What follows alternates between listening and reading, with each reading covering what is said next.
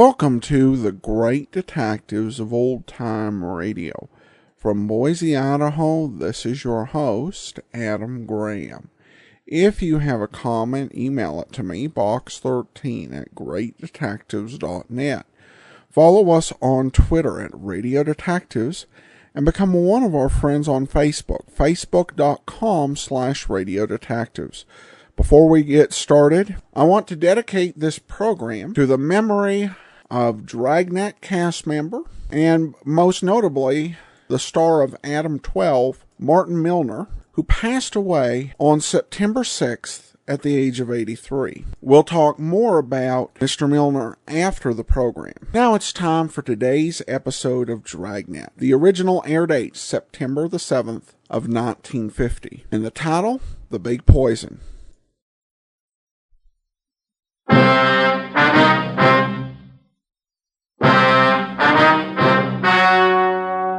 The story you are about to hear is true. Only the names have been changed to protect the innocent. Dragnet.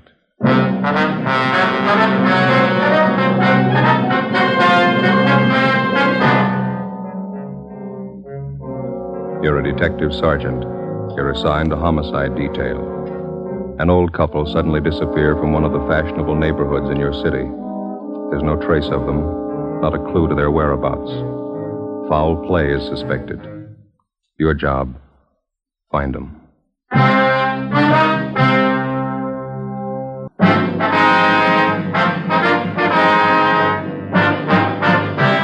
Dragnet, the documented drama of an actual crime. For the next 30 minutes, in cooperation with the Los Angeles Police Department, you will travel step by step on the side of the law through an actual case from official police files. From beginning to end, from crime to punishment, Dragnet is the story of your police force in action. It was Saturday, September 30th. It was warm in Los Angeles. We were working the day shift out of homicide. My partner's Ben Romero. The boss is Captain Blaine Steed. My name's Friday. It was 3:45 p.m. when I got to room 67A. Missing persons. Hi, Joe. Hi. Where's Al? Next door. I'll be back in a minute. Oh. There's a phone message for you in the book. It's from your wife. What is it this time? She didn't say. Sure been a bad week. Why, what's the matter? Lucille. Who? Our cat. Again? Kittens. Had 11 of them by the time I left the house. He was a healthy kid. Yeah. Don't know what I'm going to do with him. Hey, your mother likes cats, doesn't she, Joe? You gave us 2 from the last litter. We still got them. They're as healthy as their mother. Yeah? Never pass up a meal. Hi, Joe. Hi, Al. Sorry to keep you waiting. Just getting this report straightened out.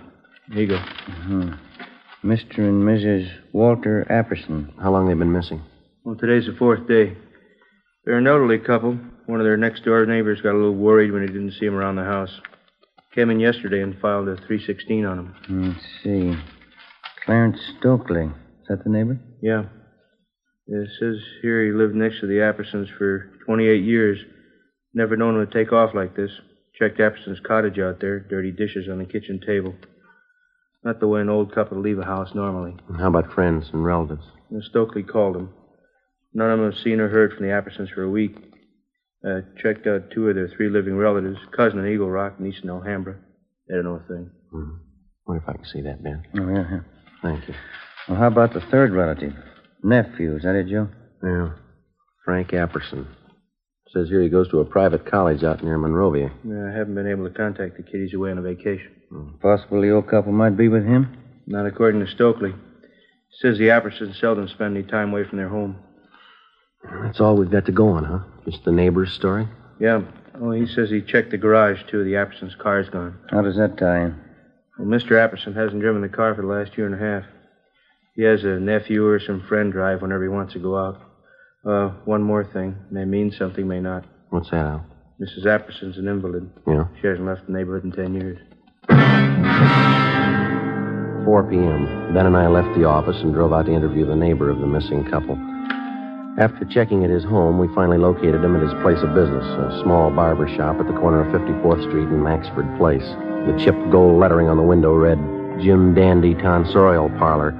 Smaller lettering in the right-hand corner of the window read, Proprietor Clarence Stokely. Except for a man in a white barber's smock sitting in the first chair, the shop was empty. How do, gentlemen? Hi. Hi. You Clarence Stokely? That's right. Police officers, Mr. Stokely. I'd like to talk to you about the missing persons report you filed yesterday. Oh, yes. Glad to help. You found out anything yet? You know the Appersons pretty well, do you, Mr. Stokely? 28 years. Sure worried about Walter and Kate. Never known them to do anything like this. Say, I couldn't be of service to you, could I? Well, I just had a haircut a few days ago. How about you, Joe? Looks like you could stand a trim. We could talk it over while I cut your hair. Don't think we'd be disturbed. Face to look well. Yeah, okay, fine. Here, I'll take your coat. Oh, thank you. First chair there. You bet.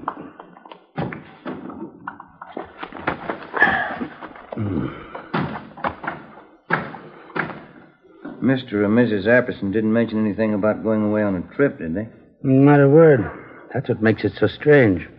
Here, let me fix this around your neck here. Oh, yeah, thanks. Play cards with them twice a week, usually. Katie Apperson's a fine whist player. Want me to take some off the sides here, officer? Yeah, please. Not too much, though. When did you first notice the Appersons weren't home? Tuesday night. We thought we might go over and play some cards. I see. Is that enough off right here, officer? Let me see. Yeah, that's fine. How is it you waited until yesterday to report the Appersons missing? Wife and I are great friends of Walt and Katie's, but it's certainly none of our business if they want to go off for a few days. Uh-huh. Besides, we thought if anything was wrong, Buzz would have said something. Who is Buzz? Anderson's nephew, Buzz. Name's Frank, but everybody calls him Buzz. I thought he was away at school, a place out near Monrovia. Yeah, Stanley College, private school. But he only stays there part of the time. He's usually home early in the week. Well, we were under the impression that this nephew, Buzz, was on a vacation. That's so. That's the first I've heard. Funny, Walt and Katie would have told us. Oh, Apple. No, it's all right. Skipper's little doll. Head down. You, think the nephew might account for the Appersons' car being missing? You think he might have taken it on his vacation? Possible, I guess, but I think Walt would have mentioned it. That car was old, but he was particular about it. Mm-hmm. Maybe sit it out on top here a little? All right, fine. Do you know the nephew at all? Pretty well. Nice young fellow. He got along with his aunt and uncle all right, did he? Yes, indeed. Buzz loved them both. Do you have any idea where the Appersons might be, Mr. Stokely? No, I don't. Neither does my wife. That's why we called you people. We don't mean to be Bodinsky's, but we're worried. Maybe just a little more off the top, officer? No, I think it's fine. It's okay. You have no idea where we might find the nephew, Buzz? Not if he's away on vacation. Might check with the school. Buzz might have gone off with a couple of his friends. Do something to dampen that down? Yeah, fine.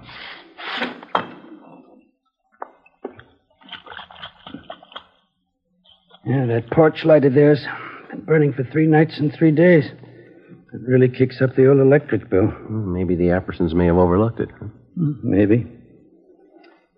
All right, sir. Yeah, it's a good-looking haircut, if I say so myself. Yeah. It's fine. Oh, here you go. Thank you. Oh, here's our card, Mr. Stokely. We'll be checking with you. Bye. Bye.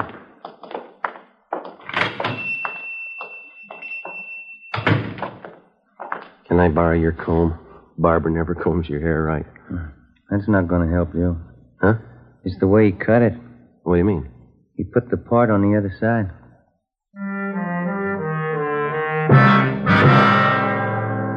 After we left Clarence Stokely's barber shop, we drove out to the Apperson home on 54th Street, just below Seaboard Avenue. We checked the house from top to bottom. The closets and the bedrooms were well stocked with clothes. None of the luggage seemed to be missing.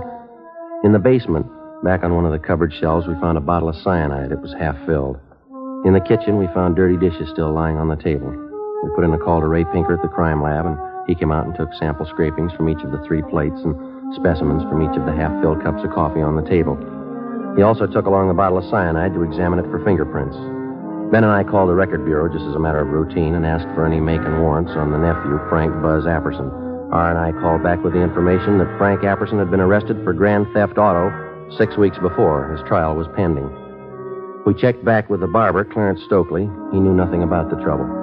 The next morning, Sunday, with the help of school authorities at Stanley College near Monrovia, we got in touch with the parents of two of Buzz Apperson's friends. They told us, as far as they knew, Apperson was on a camping trip with their sons. They were expected back in the next day around noontime.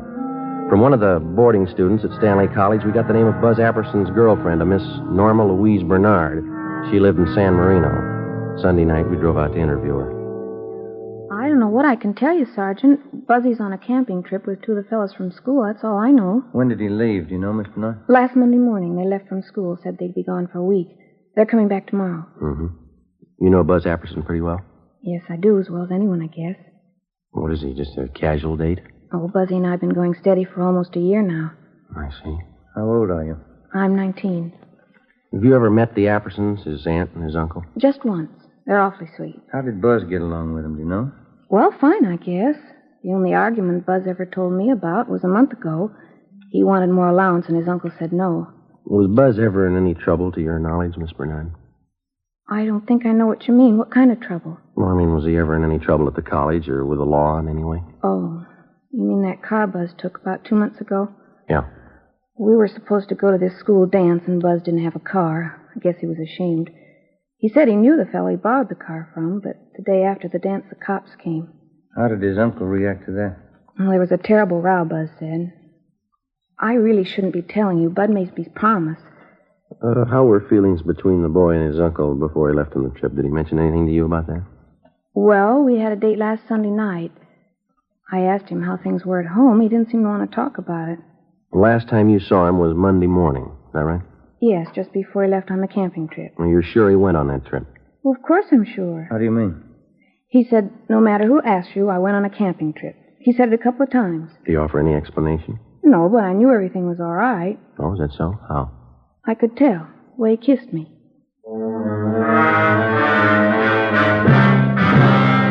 The next morning, Monday, Ben and I checked with missing persons. There was no additional information on the missing couple. We phoned the barber, Clarence Stokely. He had seen or heard nothing further of Mr. and Mrs. Apperson. We went down to the bank where the Appersons had their account. And with the help of the manager, we found that 3 checks had been passed on the Apperson checking account since the previous Wednesday, a full day after the missing couple had been last seen. 1 check was for $100 and 2 for $50 each. All of them had been cashed in Los Angeles and all bore the signature Walter Apperson. After examination, it was found each signature had been carefully forged. 10:45 a.m. We went back to the office. Hi, you two. Going someplace? Oh, hi, Ray. No, just coming. You finished checking that stuff through the crime lab? Yeah. I was passing over this way. Thought I'd drop off the report for you. Got it right here. How'd it go? Fingerprints on that bottle of cyanide. Leighton Prince got a make. Here's the name on it. Frank Buzz Apperson. Uh-huh. You look over those dirty dishes we found in the Apperson house? Checked them through. Nothing. How about the samples you took from those cups? Whoever drank that coffee's in trouble. It's loaded. Yeah? Enough cyanide to kill a horse.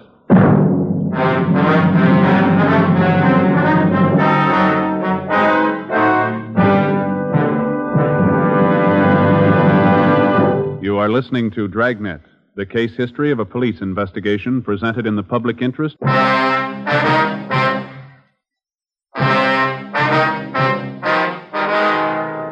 Monday, 1 p.m. We obtained a specimen of Frank Buzz Apperson's signature, and we had Don Myers in handwriting check it out against the signatures on the 3 checks. Both styles of handwriting matched in every detail. At 1:30 p.m., the parents of Buzz Apperson's 2 friends called to tell us that their sons were back from their camping trip. We checked the Apperson home. The nephew wasn't there. We drove out to see his 2 friends. Under questioning, one of them finally broke and admitted that Buzz Apperson had not gone with them on the camping trip. In the process of questioning the boys, one of them told us that he had been with the suspect 2 days before the trip when he purchased some medicine at the campus drugstore. We went to the drugstore and checked the prescription book. It showed Frank Buzz Apperson had purchased and signed for a bottle of cyanide 2 days before the disappearance of his aunt and uncle. Ben and I drove back to the Apperson house. When we arrived, the officers on stakeout had the boy in custody.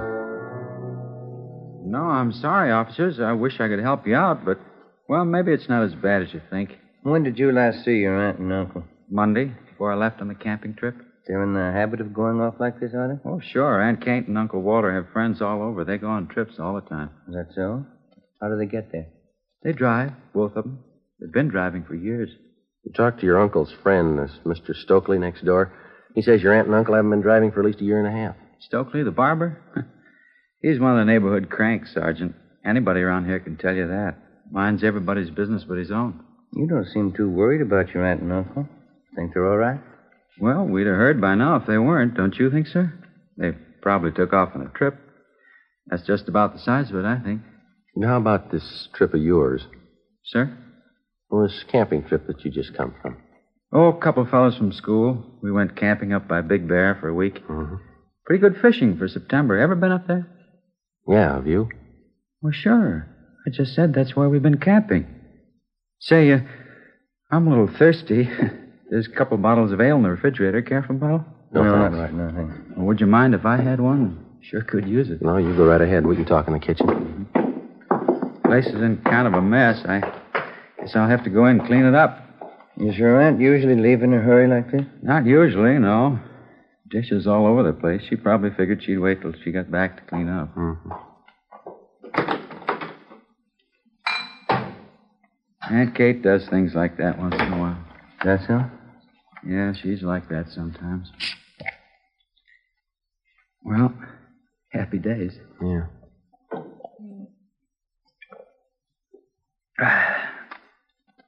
Okay, Buzz, you want to tell us? Where are they? Your aunt and uncle. What happened? Say, I don't think I know what you're talking about. What's the trouble? Come on, Buzz. You know what the trouble is. Let's have a straight story. Gonna save a lot of time. Sir? We can draw it out as long as you like. Be a lot easier if you cooperate. Look, I don't know what you're thinking, Sergeant, but whatever it is, I don't understand you. What are you getting at? Something's happened to your aunt and uncle, and we're pretty sure you know what it is. Well, how could I? I've been away on this camping trip. You've been away, but not on a camping trip. Sir? We've checked you out from the day you came to live with your aunt and uncle, boy. You're gonna make us spell out the whole record for you? But I've been away. I just got back. I don't know what's happened. We found a bottle of cyanide in the basement cupboard. Your fingerprints are all over it. Well, sure, that figures. We use it for bug poison in the garden. I take care of the garden. I use it all the time. You use it in coffee? Sir? The police chemist checked what was left in 2 of the cups that were on that table there. Cyanide in both of them, enough to kill 6 people. Now, look, boy, we've talked to your neighbors, your teachers, your girlfriend, Norma, and those 2 pals you were supposed to go camping with. Now, we can drag all of them out if we have to. They're going to make a liar out of you. Sir? I think you got it the first time. Well, there couldn't be any cyanide in those cups. Why should there be? We think you can tell us that. But I can't. I don't know anything about this. I haven't any idea what you're talking about. Is this some kind of a gag? You know better than that. How about those checks, Buzz? Sir? The ones you forged your uncle's signature on. You need the money that bad? I didn't forge any checks. I was away on a camping trip. Dave and Willie were with me. They can tell you. You got in a row with your uncle. Maybe about that stolen car. Is that how it happened? It had nothing to do with it. I want to see Norma. I want to talk to Dave and Willie. They'll tell you. How about the man at the campus drugstore? Sir? When you bought the cyanide from, you want to talk to him, too? Look, are you 2 fellas kidding me?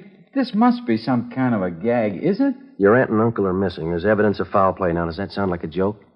Well, how should I know where they are? I wasn't there. I want to talk to Norma. I want to see Dave and Willie. They'll tell you. Why don't we drive over and see him now? It's all right with us. Want to get your coat? Sure. Norma's the girl I'm engaged to. Dave and Willie are my best friends. They know everything about me. A couple of real nice guys. That's so? Sure. Well, let's go, babe. Yeah. Dave and Willie have been all through school with me. They can vouch for me. Yeah? Sure. You can take their word, too. We will. 5:50 p.m. We left the Apperson house, drove across town, and headed over the Arroyo Seco toward the home of the suspect's friend, Dave Killefer. 6:33 p.m. We took a right turn off the freeway, headed south for another mile, and finally pulled up in front of the Killefer home. Buzz Apperson's friend, Dave, met us at the front door. What's it all about, anyway, Buzz? What's the pitch? Well, that's what I want to know. Look, is this some kind of a gag you guys cooked up on me? We were on the trip, Buzz. I don't know anything about any gag. What's all this about your aunt and uncle? I don't know. That's what these officers want to find out. I'd like to have you tell us again, Dave. Was Buzz here with you on that camping trip? Sure, that's why we came over. Now, tell him about it, you know. All right, let's have it, Dave. Was he with you on that trip? These officers aren't kidding, Buzz. They want the truth. Well, tell him I was with you and Willie. We went to Big Bear. You're looking for your aunt and uncle. I'm not going to lie now. You didn't go to Big Bear with us. All right, Dave, thanks. Well, he's lying, officers. Who put you up to this stunt, Dave? They'll throw you in the jug for a gag like this. Who's behind it? You're the guy who said it was a gag. You told us to tell everybody you were up at Big Bear with Willie and me. How about leveling? What's it about? He's lying. What's it about? You've got nothing to hide. Have you? He's lying. You can tell that, can't you? Let's go talk to Willie. He'll tell you the truth. Joe? All right. Thank you, Dave. That's all. All right, Sergeant. Sure there isn't anything I can do? No, thanks just the same. Good night. Okay. Good night. Anybody could tell he was lying. Isn't that right, Sergeant? Well, he's your friend, Buzz. Why do you say that? Well, he was just plain lying, that's all. Couldn't you tell?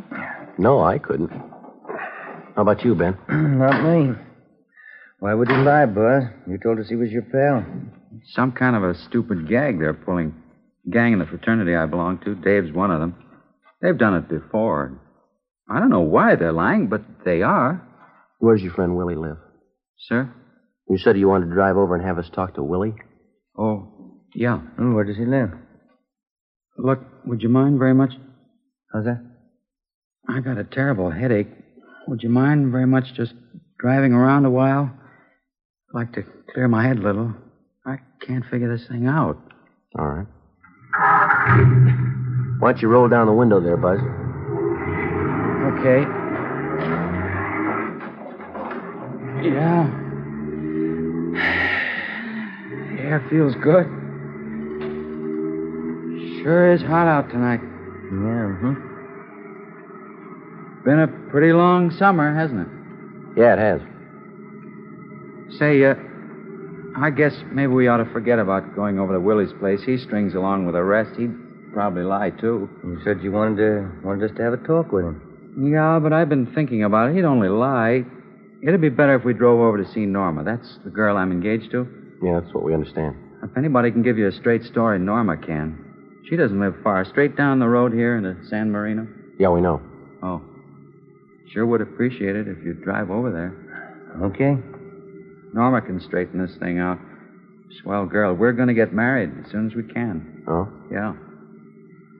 She saw me leave on that trip to Big Bear. She won't lie to you. Sure wish my aunt and uncle had left a note where they were going. All this trouble. You mind if I lay out a couple of things for you, Buzz? Now, what do you mean?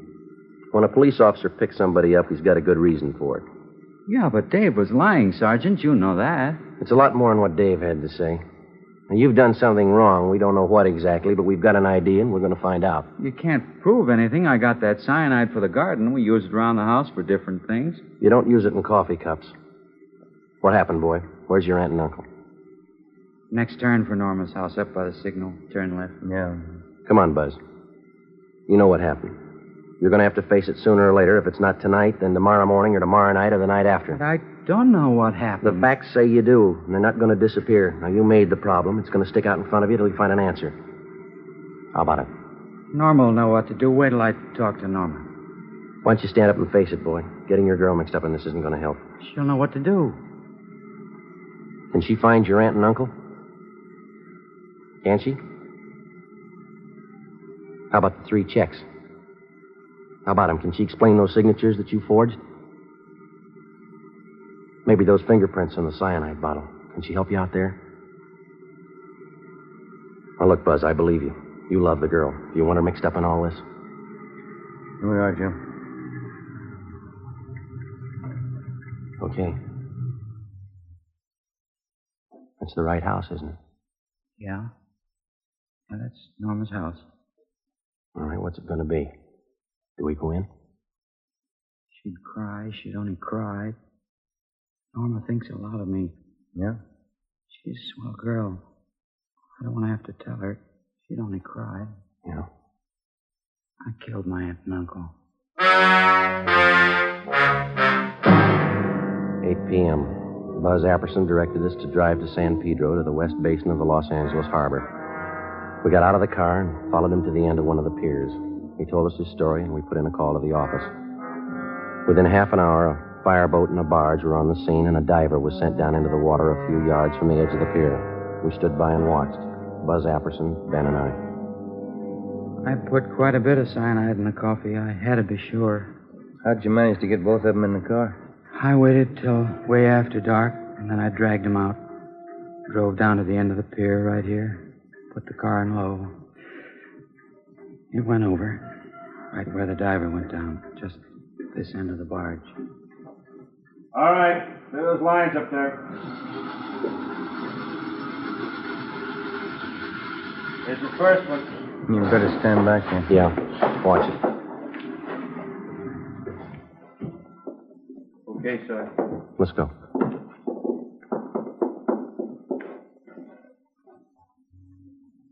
Buzz? Yeah, my aunt. Only one thing missing, Buzz. Sir? A reason. Why'd you do it?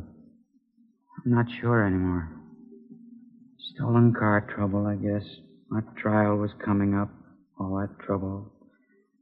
I didn't want my aunt and uncle to go through all that. You mean that's why you killed him? I think so.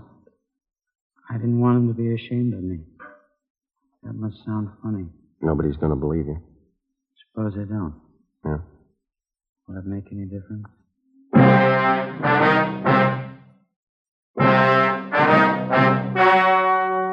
The story you have just heard was true. Only the names were changed to protect the innocent. On December 15th, trial was held in Superior Court, Department 92, City and County of Los Angeles, State of California. In a moment, the results of that trial. And now, here is our star, Jack Webb. Thank you. To successfully prosecute a criminal suspect, the working detective gathers all available physical evidence. And in the crime lab, this evidence is carefully selected and screened to determine its worth.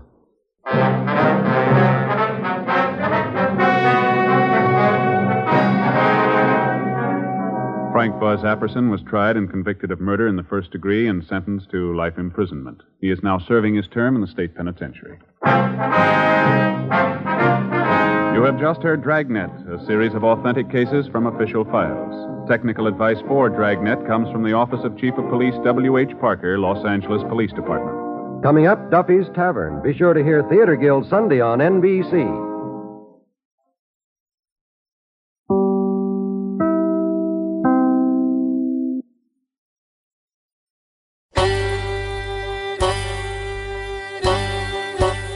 Hi, this is Andrew from OTRWesterns.com. I wanted to invite you to come take a look at our site. We stream live OTR Westerns 24 hours a day, 7 days a week, along with putting out podcasts of old-time radio westerns. Check us out at OTRWesterns.com. You're listening to The Great Detectives of Old-Time Radio with Adam Graham. Now let's get back into the show.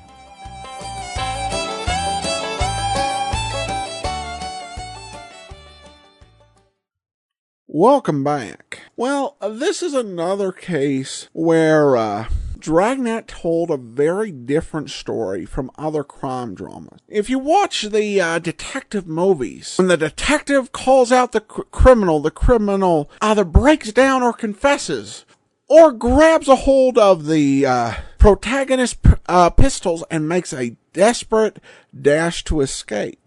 Instead, what we see here in this more typical murder investigation is a situation where the suspect, and indeed the murderer, remains in denial in face of a mounting pile of evidence until it just becomes too much. And so it's one of those things that Dragnet portrayed that really gave it that touch of realism. And you have to admit, a sort of dissatisfying ending in many ways, at least as far as the police are concerned. It's the case of what appeared to be a senseless crime, and even after it's explained, it seems to be almost too incongruous. So a very realistic and interesting program. Well, now we turn to talking about Martin Milner. And the chief of the L.A. Police Department, Mr. Charlie Beck, issued a statement. Adam 12 and Martin Milner embodied the spirit of the LAPD to millions of viewers. His depictions of a professional and tough yet compassionate cop led to thousands of men and women applying to become LAPD officers, including me. Godspeed, Martin. You will live forever in our hearts.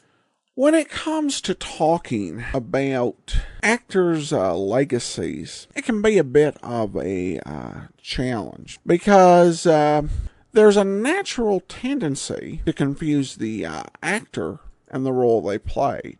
However, in the case of Mr. Milner and Pete Malloy, there's at least some key similarities. Milner was considered himself to be a working actor. He didn't view himself as a big star. He was a professional who did his job and did it well. And in many ways, that was at the core of the Malloy character as well, which is, I guess, what made Milner perfect to play the role. Over the years, many people have come up to Milner and have let him know that they became police officers as a result of seeing his performance on Adam 12. Though the lessons and behaviors of Malloy apply to many lines of work, I know that some of my best coworkers, at their best moments, have reminded me of Malloy, who was always played with not only professionalism, but kindness and patience when it was an option. And so it was a great role for Milner. But there were so many others, including Dragnet and the movie Pete Kelly's Blues. When Columbo began as an ongoing series, he was the first actor to play the murder victim. It was a very rich and varied career for Milner. As time went by, he faded from the public view to a great extent. And what we can say publicly is that over the last couple decades of his life, Milner lived a fairly ordinary life. He volunteered at his local humane shelter quietly, without any sort of fuss. He loved fishing, and that he was very vocal about, co-hosting a fishing talk show for 11 years. And he dealt with his own share of personal tragedies, including the death of his daughter in 2004. Elf, I'm extremely grateful to have spent so many hours enjoying the fine work that Martin Milner did. His professionalism and talent provide a lasting legacy.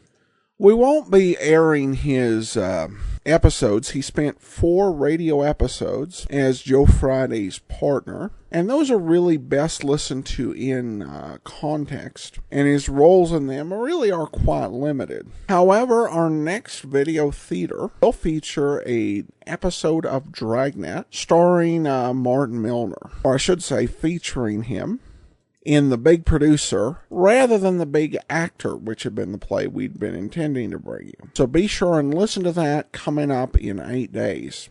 In the meantime, if you do have a comment, send it to me, box13@greatdetectives.net. Follow us on Twitter @Radio Detectives,